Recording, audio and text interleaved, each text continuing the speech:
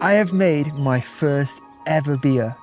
I don't really even drink alcohol, but this is bigger than brewing just a cold one. I recently found out that the majority of beers on the shelves contain huge levels of pesticides and herbicides, all products of the industrial farming that happens today in the modern world. In fact, one study found that over 95% beers tested contain traces of glyphosate, the active ingredient in Roundup, that controversial weed killer that I won't talk about anymore before this channel gets shut down.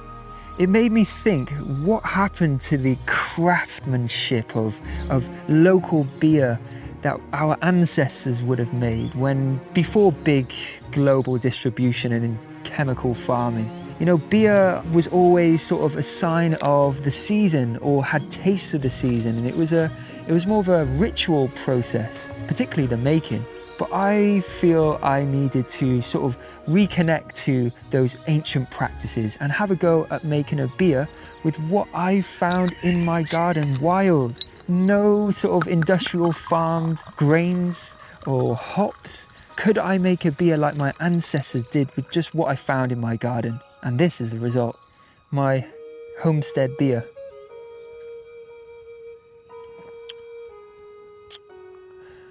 Oh my God. Wow.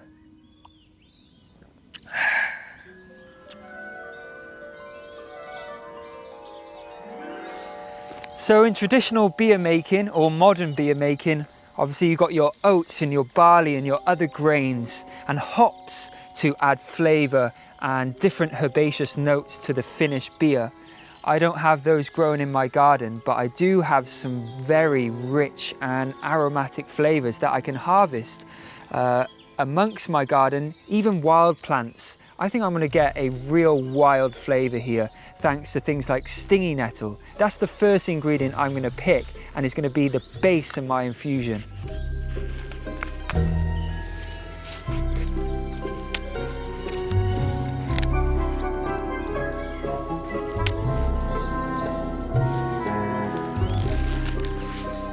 I always do find it crazy that this precious, majestic plant is classed as a weed, and people do so much to try and get rid of it.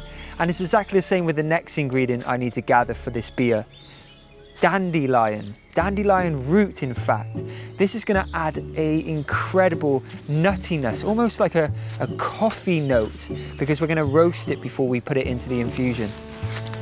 Oh, there we go. There's the precious root. It does take some work getting it, but I always gather as many as I can because they're so medicinal. So they're in my apothecary always. I've not made beer with them, so this is a first. I'll gather a few more of these, give them a wash, and we'll get the next ingredient. The only thing is, you have to prepare your lawn after digging it out, but it's very much worth it. Next ingredient I'm going to pick is some of my rhubarb. This is going to add a sort of tartness, a sweetness to this beer, I hope. That's all I need of rhubarb. It's very intense flavour. Did you know the leaves are toxic to eat, but they're also used for a mordant when you're setting dye into clothes? I've never used it, but one day I do want to get into natural dyeing of materials, and I'll definitely be using this. Nowadays, when I'm not doing that, they just go on my compost heap. Oh, the sun has come out. That's lovely. Now it feels like spring. Final ingredient, I'm gonna get some of my lovely Tegan's lemon balm from her medicinal herb bed. Lemon balm is amazing at calming, but in this beer, it's gonna add that freshness, that zestiness, that lemon flavor. So I'll pick some of this too, but this again grows like a weed in the cracks of pavements, and it just popped up here out of nowhere, so we've left it. But this will be perfect in the beer.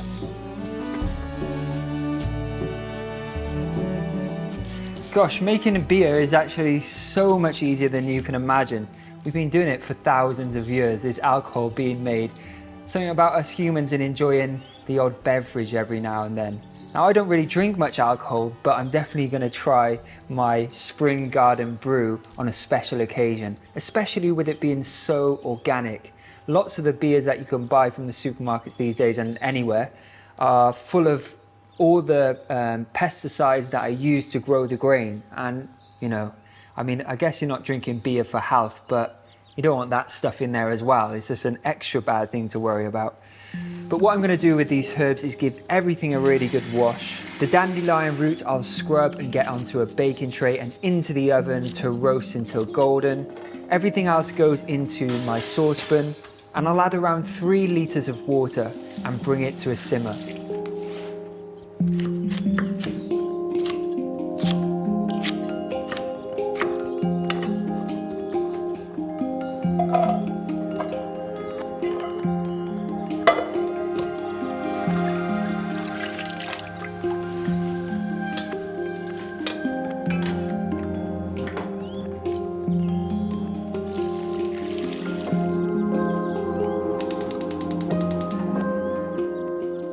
Once the dandelion root is golden, that gets added too, and everything bubbles away for about 30 minutes to really infuse.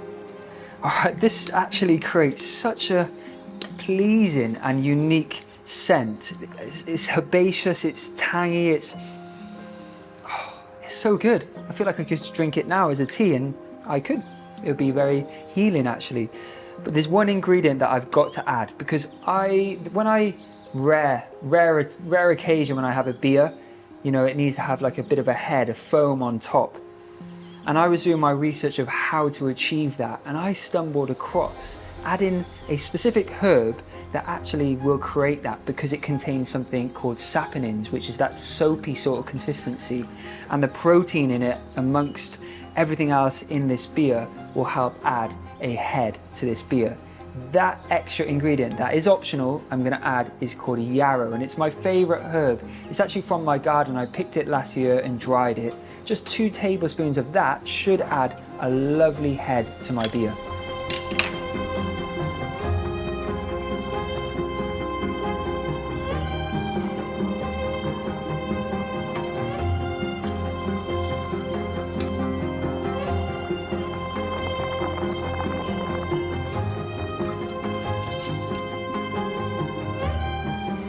This has been infusing now for about 30 minutes. It smells very intense, but good.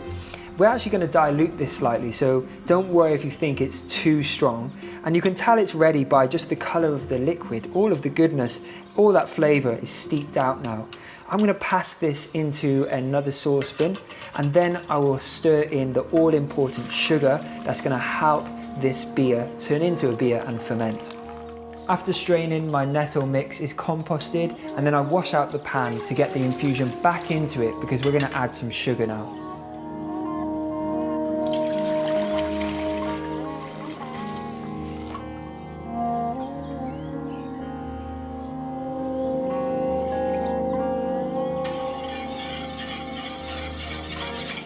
So that is the sugar, the all-important sugar added. Now it may seem like a lot of sugar, it is a lot of sugar. In actual fact, I never buy caster sugar, but that's what I've added. I've added unrefined caster sugar, organic, to this. And that's the only non-local ingredient that's going in my beer, and I'm a little bit sad about that. Now historically in my part of the world, they would have used honey to make beer. And the reason why you need that sugar is because we're going to add yeast to this mixture too, and the yeast is going to feed on that sugar, creating alcohol, creating the bubbles, creating all that fizz and that flavor profile that people like in beer. But as I said, I can't use honey because I haven't got any bees, and even if I did have the bees, who knows whether they create excess for me, I don't know. And maybe we should just leave the bees alone. This gets cooled now to sort of blood or room temperature. And then it's going to go into my fermentation device. I've got this big, beautiful fermenting demijohn, but you can just use a big plastic bucket if you want. Once it's gone in there and it's at room temperature, I'm going to dilute it with some more filtered water to bring it up to 4 gallons of liquid. Then I'll sprinkle in my yeast, and that will kickstart the fermentation. Oh, it's got a head on it already. Fermentation hasn't even started yet. Let's get all that out.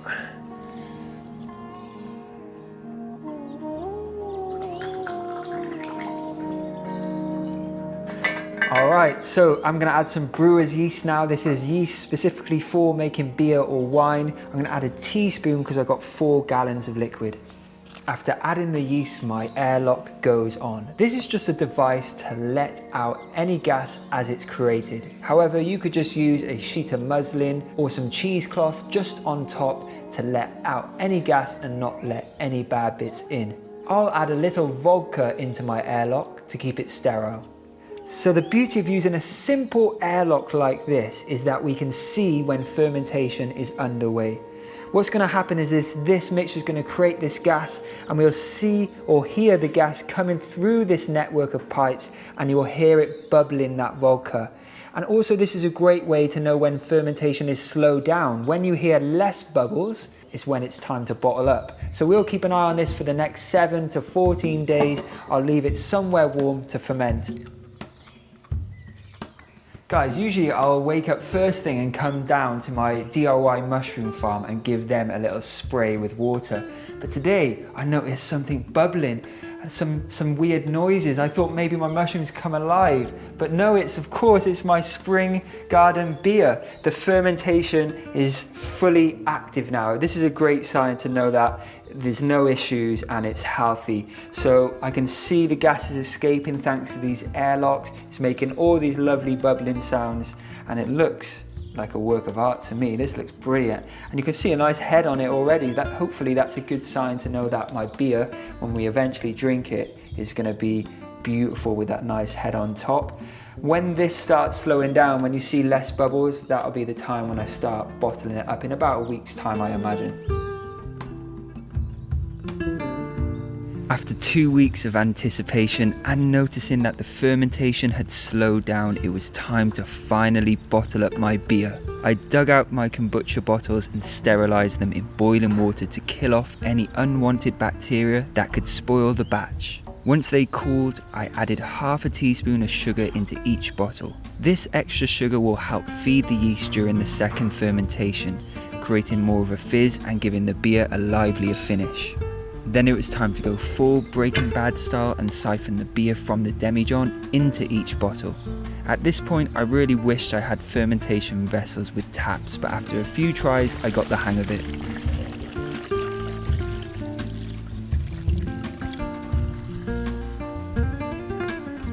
Next, I funneled the beer into the bottles, leaving about an inch of headroom at the top. It was great to see so much carbonation already forming. The bubbles in beer are key.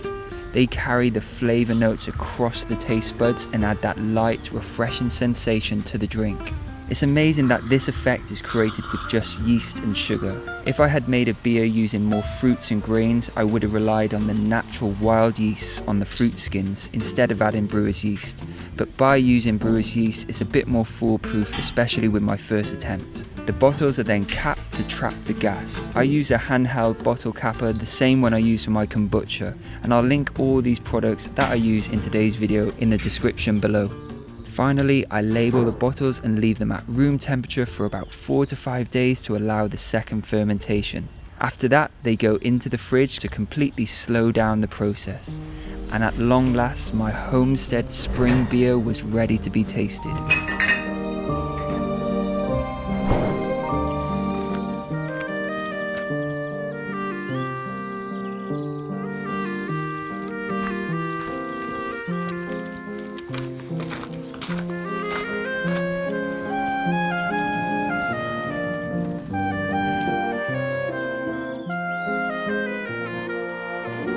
Well, I had to taste my beer of the land in a Welsh castle. After all, this is my Welsh spring beer, and it's finally time to taste it.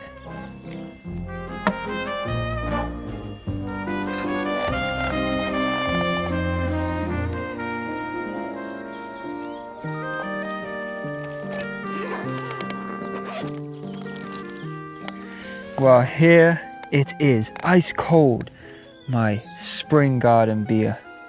I'm excited to try this for you today.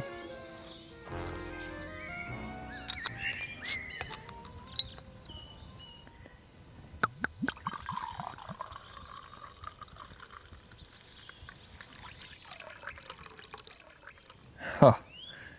Well, it's not the greatest head, but there's a brilliant fizz. Oh, let's not spill it. Here it goes. my homestead beer.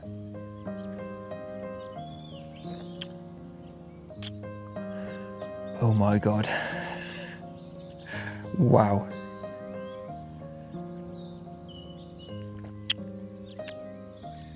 That is delicious. I'm impressed.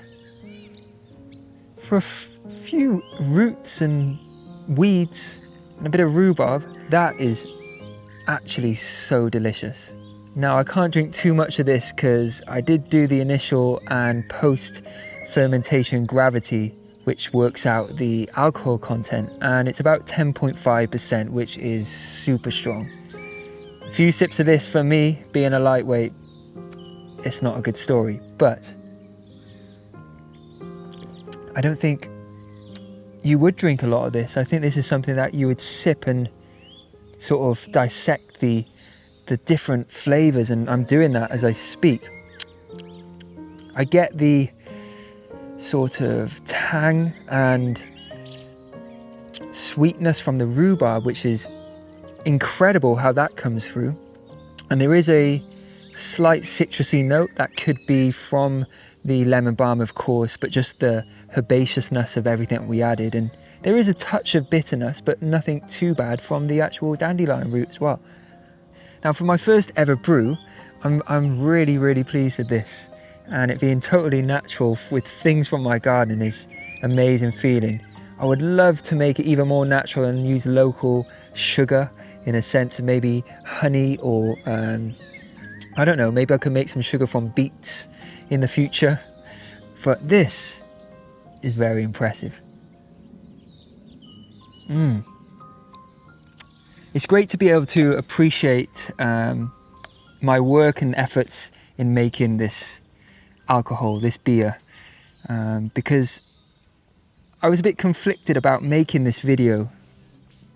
As it's alcohol, you know, we have different relationships with it, and I remember my relationship with alcohol throughout the years has not been a good one, in the sense that I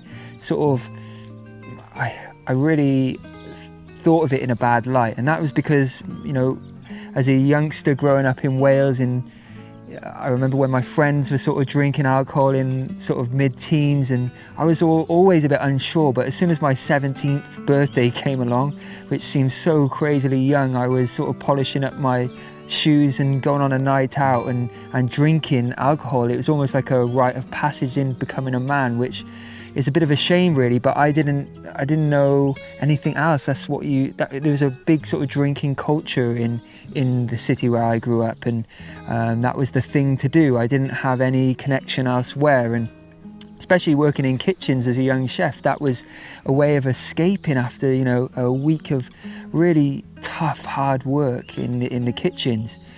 So I never really had a good connection with alcohol. It was just something that I would go and sort of binge drinking on a night out at clubs and things like that. And yes, I had some fun nights and laughs and things like that, but it also got me into some sticky situations, and I wasn't well, like anything drunk or enjoyed in out of moderation, it becomes a problem at times. And I remember days where I wouldn't get out of bed for 2 days after drinking heavily on a night. And for the last sort of 10 years, I've had hardly any alcohol. And that's because my sort of vision or my thought around alcohol was always in a negative way after going through that in my late teens, early 20s. But I think this has taught me that when done with passion and care and time and dedication, often alcohol is a craftsmanship, and it is a local sort of passion for people from wine. And often when I research alcohol, often alcohol was used in many sort of religious or spiritual ceremonies. From different cultures all around the world would use alcohol to get into sort of altered states or other realms.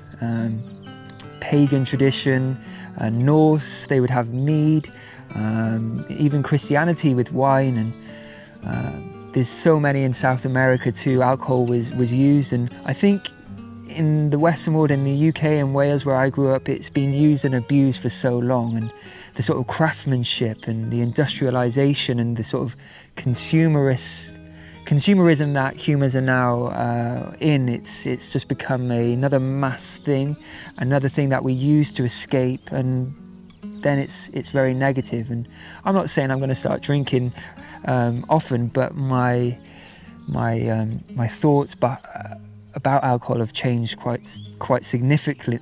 I can't talk after having a few sips, but they've changed quite a lot since making this. I think you need to respect it and do things, all things in life, in moderation.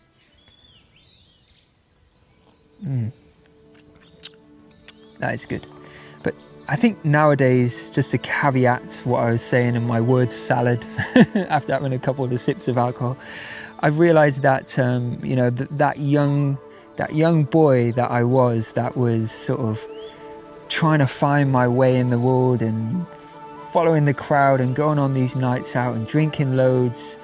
At the time I wasn't connected, I didn't have purpose as such, so that's why you find yourself going off with different tribes and trying to find yourself, and that's certainly what I did. But nowadays I feel very much more grounded and present and connected through my work to become more self-sufficient and live a more natural life, and growing my food and foraging and being out in nature. These things make me feel whole.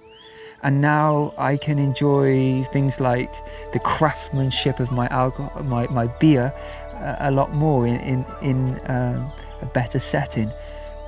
I actually think I enjoyed the process of making it more than the actual drinking, and that's because it fills up my self-sufficiency cup. It makes me feel resilient, that I can fend for myself and I can make things from scratch at home with, just weeds in the garden.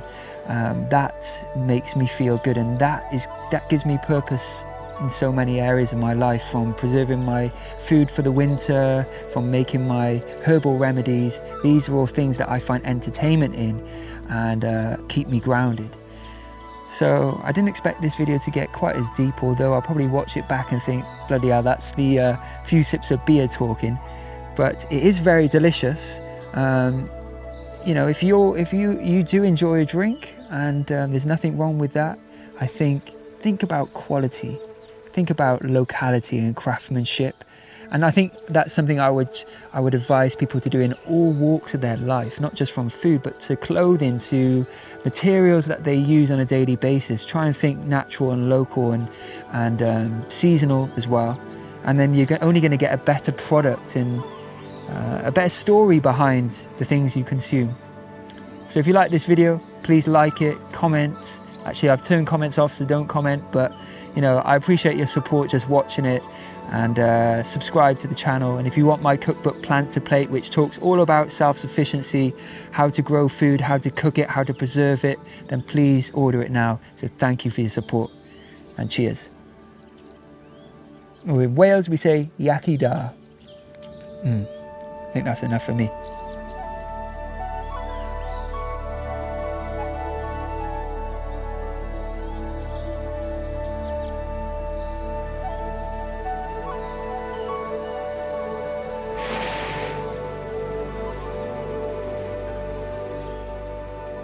So I dropped out of school at age just 16 to become a chef. I had no plan B whatsoever, just this desire to work with food, work in the kitchens, because that's where I felt I belonged. And here I am years later, holding something that was just a thought that has become reality now. This is my new book, Plant to Plate. This book is a way of seeing food differently, a way of working with nature and not against it. Inside you'll learn not only how to cook, but my growing tips, fermentation, foraging, herbalism, preservations, stories from my homestead, and how to truly understand ingredients. So it will mean the absolute world to me if you can support me on this journey by ordering the book. Please grab a copy. Hopefully it will transform your cooking and your connection to food. Thank you.